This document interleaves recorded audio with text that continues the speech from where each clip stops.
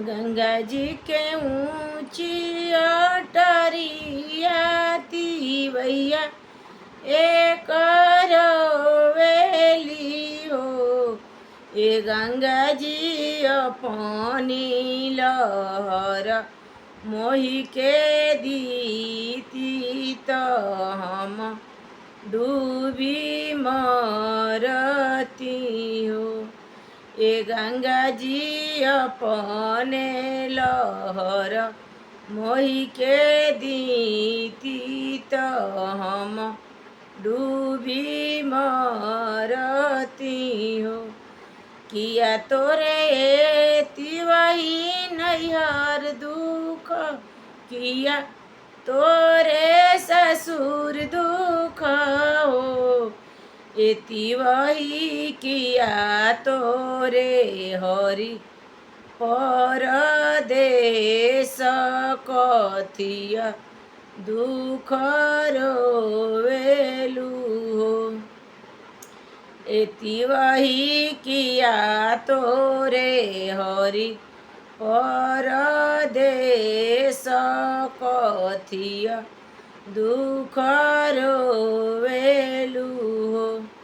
नाही मोरे गंगा जी नैहर दुख, नाही मोरे ससुर दुख हो। ए गंगा मैया नाही मोरे हरि परदेश कोखिया दुख रोइले हो। ए गंगा जी नाही मोरे हरि परदेश कोखिया दुख रोइले हो। सात बलक दैवा दिहले तो से हो छोइली हलेनु हो। ए गंगा मैया अठवें गर्भ अवतार तो से हो ना भरोस बाड़े हो। ए गंगा मैया अठवें गर्भ अवतार तो से हो ना भरोस बाड़े हो। चुप हो खए तिवही चुप हो खजनी रोई मरहु। एति वही अपने बलक हम मारबी तुह रोजियाई भी हो।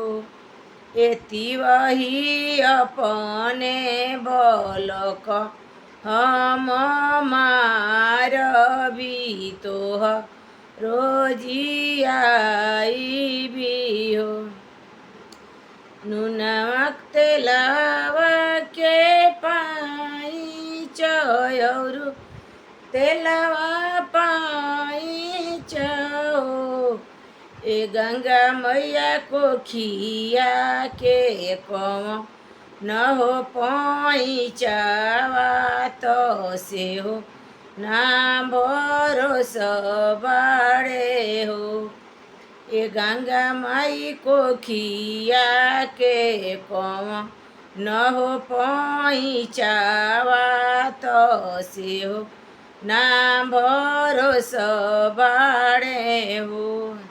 जय गंगा मैया।